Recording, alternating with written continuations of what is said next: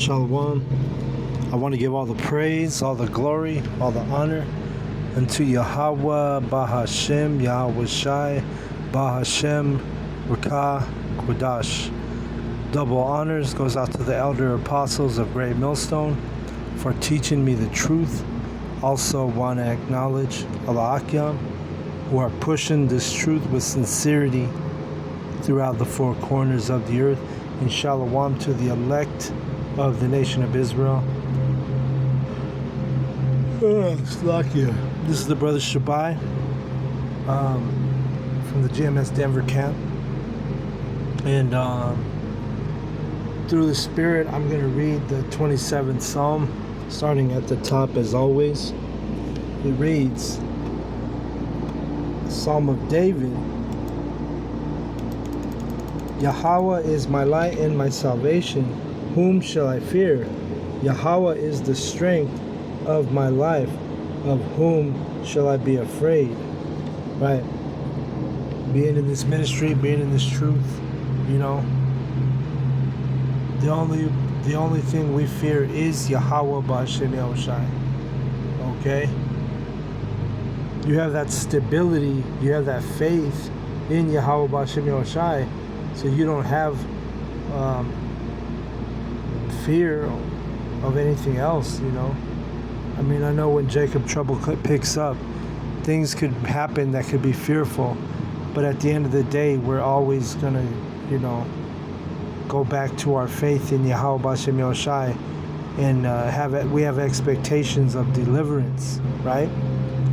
And then being afraid, same thing, We're not afraid to do what we do. The Lord has put a bold spirit on his men to preach, and to prophesy, and we're doing it in our enemy's front yard. Okay? So let's read verse 2.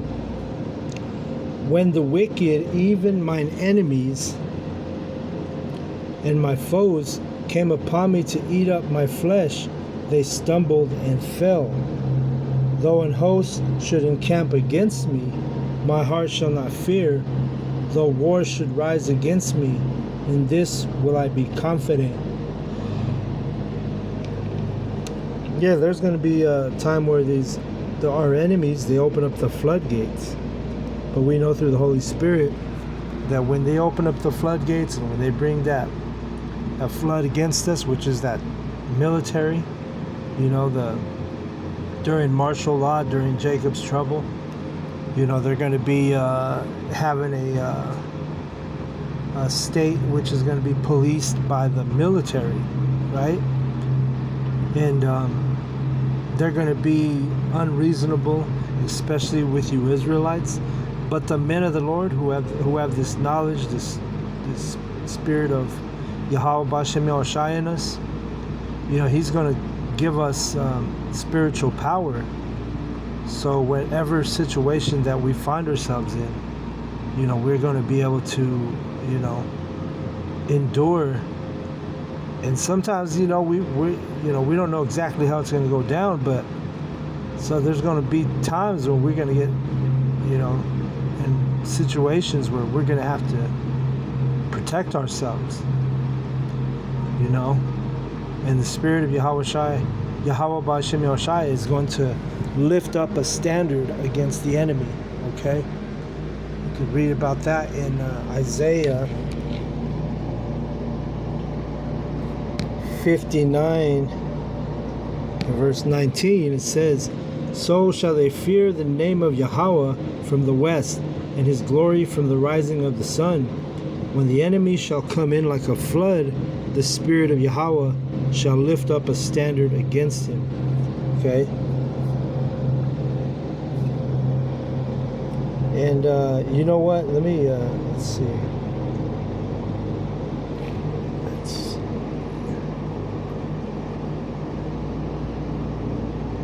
Give me just a second. I'm going to look up.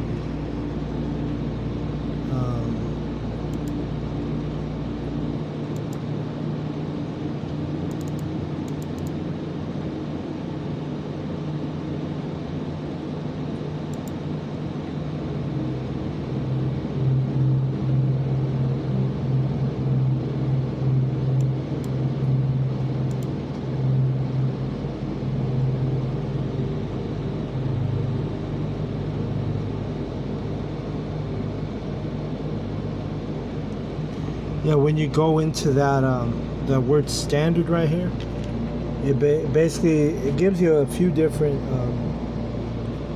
descriptions. It means to flee away, be in flight. It also goes into to cause to disappear or to hide.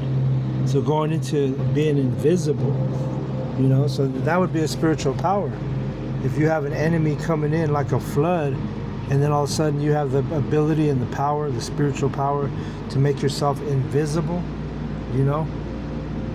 or the Lord sets it up where the enemy can't see you,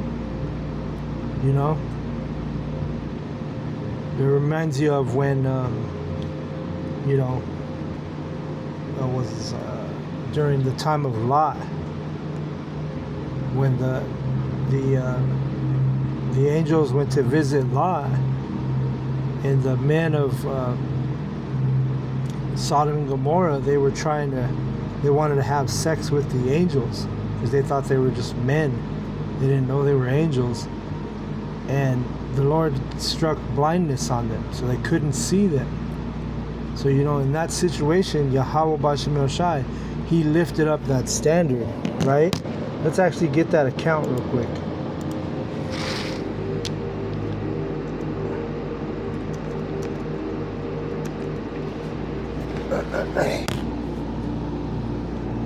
Let's go to Genesis 19. Let's see. We're looking for it here.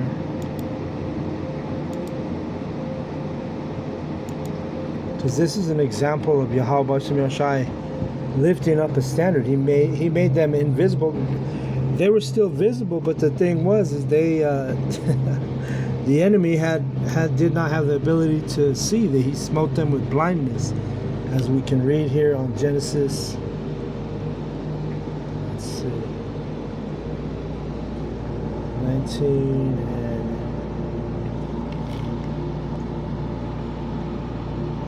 okay. Look at this. Let's read this. And just when I read this, think about people today. They wouldn't, these fucking pagan Christians and these so-called good people out here in Babylon, America, they wouldn't have this sentiment, right? They wouldn't do what Lot did here in this situation. Let's read it. Genesis 19:5, it says verse 4, 19:4. But before they lay down, the men of the city, even the men of Sodom, compassed around the house, round both old and young, all the people from every quarter. And remember, Sodom is known for sodomizing each other. These men, they were literally fucking each other in the ass. That's what a sodomite is. That's where you get that term, to sodomize somebody. It means you fucked them in the ass. So it's on some gay shit, right? So let's keep reading. And they called unto Lot and said unto him, Where are the men which came into thee this night? Bring them out unto us, that we may know them. See, they want to, when you go into that know them, it means to have sex. It means they were trying to have sex. They were trying to sodomize them. That place was so wicked. And just look at this place, Babylon, America.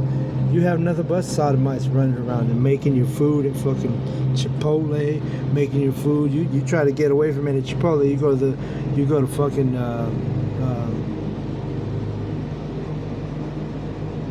Panera. You go to next door and there's another sodomite making food. So you can't get away from that wickedness here in Babylon. That's why this place is spiritually called Sodom and spiritually called Egypt. It tells you that in Revelation. But let's keep reading. But they wanted to know them, right? As in have sex with them. They wanted to sodomize the angels, which they didn't know they were angels. That's just how wicked these people are. And, this type of stuff is going to happen in Jacob's trouble, where, you're going to have these wicked ass Babylonians, aka Americans, who they just turn the other cheek when it comes to the whole LGBTQR, the alphabet people, It happens everywhere, and they throw it. They force that shit. They throw it in your face in every aspect of life here. It's one of the reasons why this place has to burn, because it has to be cleansed of this wickedness. Okay. Let's see. I'm in verse 5. So let me just get this.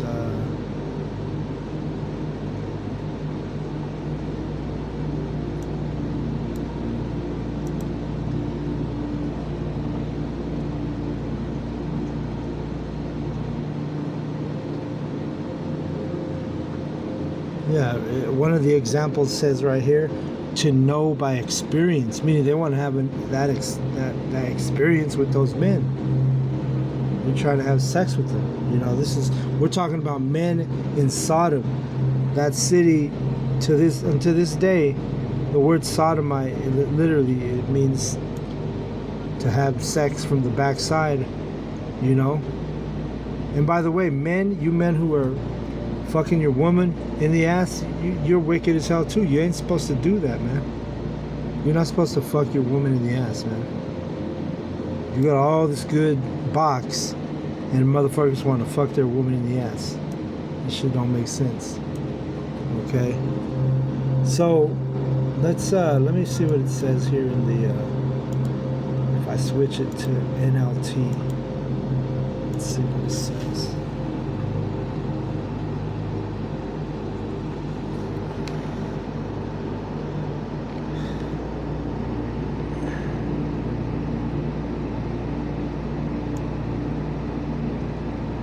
Yep, let's read it. This is in the NLT. It says, they shouted to Lot, where are the men who came to spend the night with you?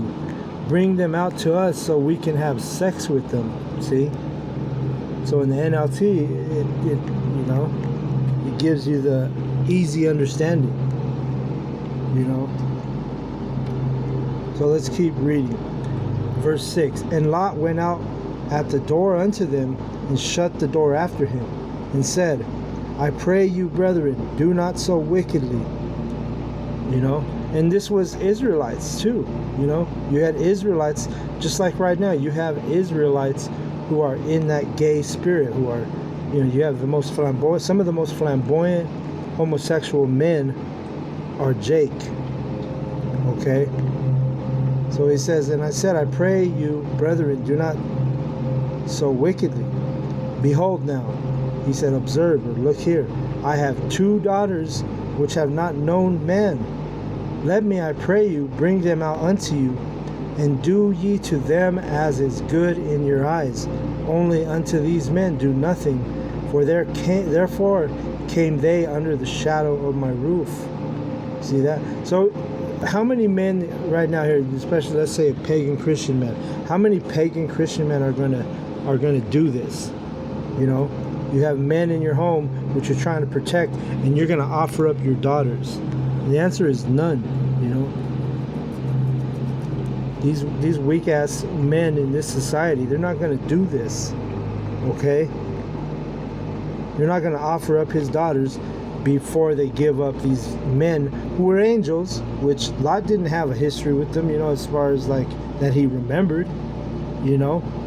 But no, he was willing to give his 2 daughters who were virgins to those filthy men that were trying to break into his house, you know. And guess what? The Lord called Lot just. He was a just man, right? Let's get that real quick. But let me read this, because I was making a point. Let me finish this, and then I'll make another point. It says, and they said, stand back. And they said again, this one fellow came in to sojourn, and he will needs be a judge. Now will we deal worse with thee than with them? And they pressed sore upon the man, even Lot, and came near to break the door. But the men put forth their hand and pulled Lot into the house to them, and shut to the door. Because remember, these are angels. They have, the angels have spiritual power. They can have, great strength, They basically snagged Lot right away from those men and then shut the door. It says, and they smote the men that were at the door of the house with blindness, both small and great, so that they wearied themselves to find the door. You see that? So the Lord had given the angels and the spirit of Yahweh Bashem Yahushai put blindness on those men that were trying to rape the angels. And remember, Lot offered up his daughters who were virgins. You know what I'm saying? Let's see.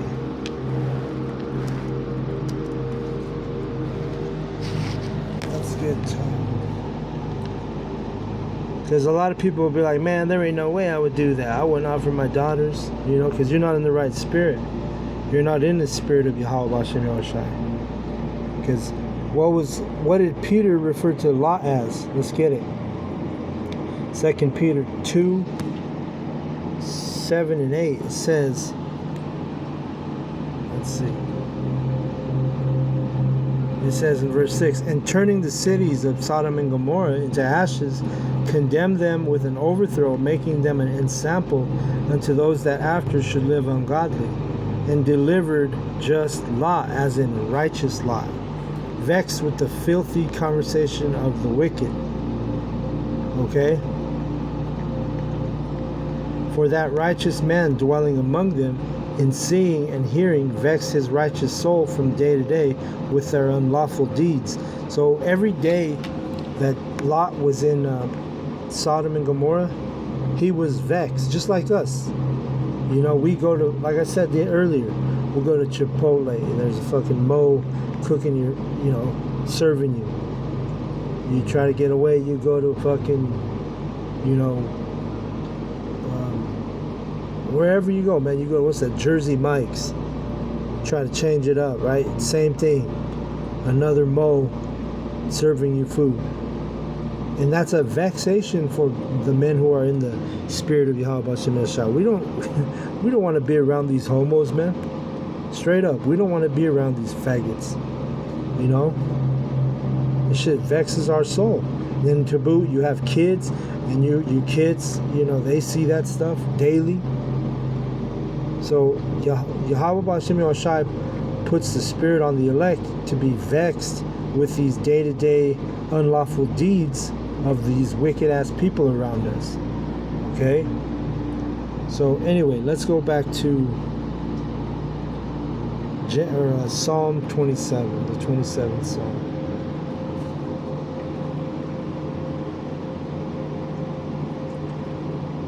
But yeah, just like Lot and the angels, the Spirit of the Lord had lifted up a standard. That's going to happen to us when we're in Jacob's trouble. Okay, verse 3. Though an host should encamp against me, my heart shall not fear. Though war should rise against me, in this will I be confident. In what? In Yahweh Bashem Yahushai. One thing I have desired of Yahweh, that will I seek after, that I may dwell in the house of Yahweh all the days of my life, to behold the beauty of Yahweh and inquire in his temple. Right, and that's the men of Yahweh Bashem Yahushai, the elect men. We have a desire to dwell in the house of Yahweh all the days of our life, man. Even before we were in this truth, we had that desire. And then when we were woke up, or our spirit was activated, it just became more intense and it made more sense. It says in verse 5, for in the time of trouble he shall hide me in his pavilion, in the secret of his tabernacle shall he hide me. He shall set me up upon a rock. Right? And how are we hid in the pavilion? It's because there's protection, there's a hedge that comes with being the elect. All right? And we call ourselves the hopeful elect because we're humble. But in the spirit, we have confidence that we are those men. We are those elect men. Verse 6, and now shall mine head be lifted up above mine enemies round about me. Therefore will I offer in his tabernacle sacrifices of joy. I will sing, I will sing praises unto Yahweh. And every time we go out to do the camps, we're in the tabernacle offering sacrifices of joy. And we're singing. Remember, the word psalms, it means to sing. And we're also singing prophesying is a version of it's a version of singing when you go out and prophesy and teach, right? That's why it tells you in Revelation 14:3, it says, and they sung as it were a new song before the throne and before the four beasts and the elders, and no man could learn that song but the 144,000 which were redeemed from the earth. Right, and the new song is what? It's a refreshed song. The word new means refreshed. Because we once knew this, like it tells you in Jude, though you once knew this. But guess what? We're back into remembrance. And guess what? We are the only ones who are able to sing this song and sing the lyrics correctly, sing the right tone, harmonizing, so to speak. Anybody else tries to come and sing this song and they go off. They get the lyrics wrong, or they can't harmonize. Like when you have like what do you call them? Union camps, unity camps. You're not harmonizing if you speak in two different things. You believe in two different doctrines, but you want to link up and teach together. That's not the way to do it, man. Only the elect are going to have that spirit of Yahweh B'Shem Yahushai wholeheartedly, just like our King David did, So let's keep reading.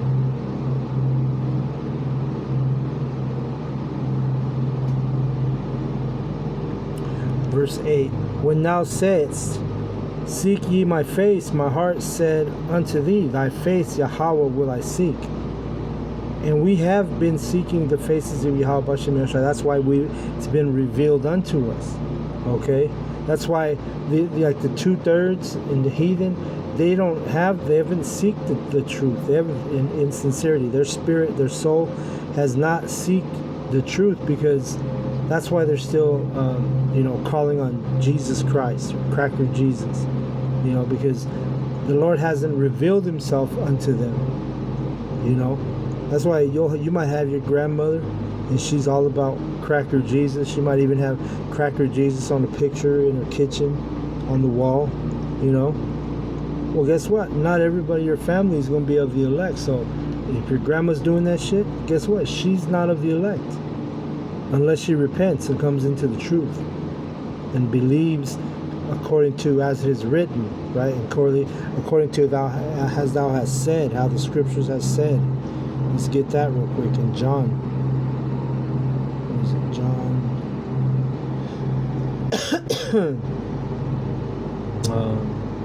I think it's John 7.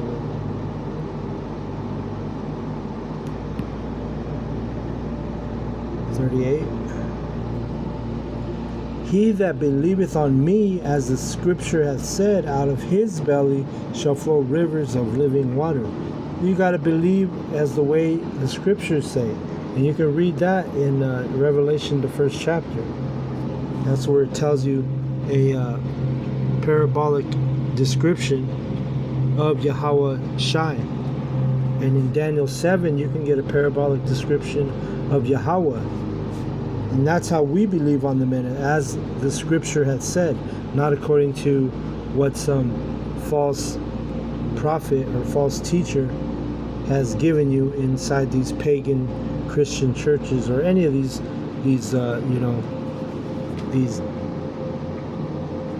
whorehouses, because these churches, they're nothing but whorehouses, because these people are all committing spiritual idolatry, namely you Israelites, because the heathen really don't matter. Okay?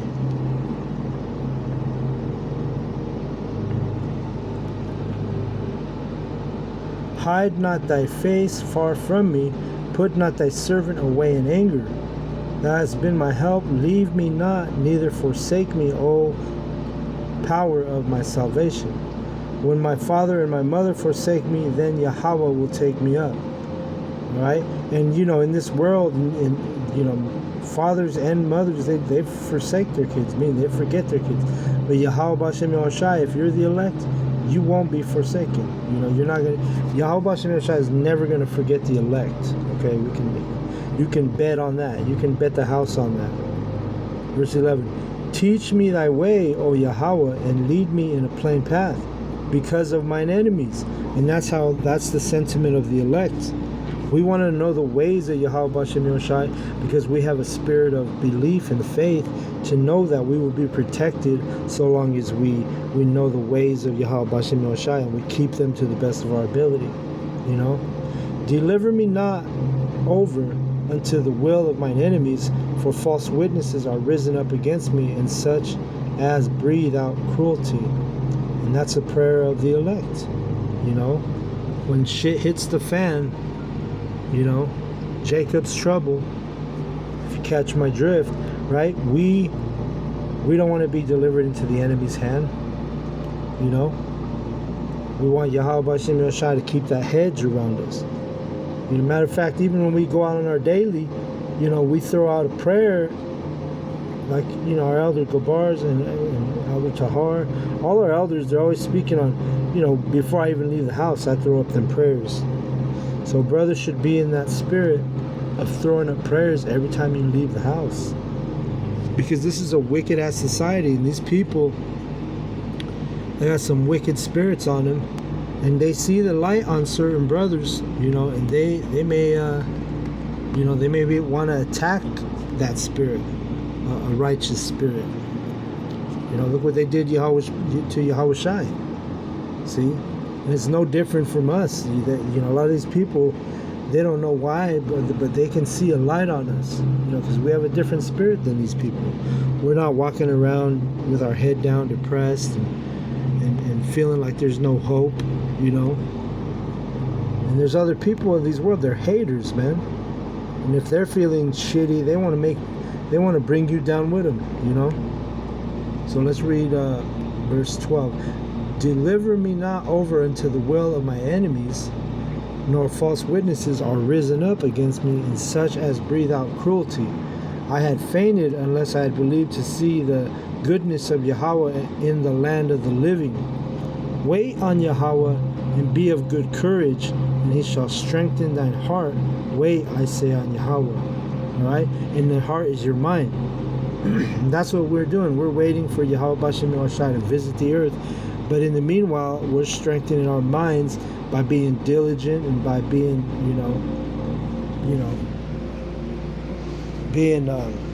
diligence is the best word you can really use, because, we're constantly in these scriptures, constantly doing the lessons, constantly make it to the camps to prophesy, sacrificing certain things on this side.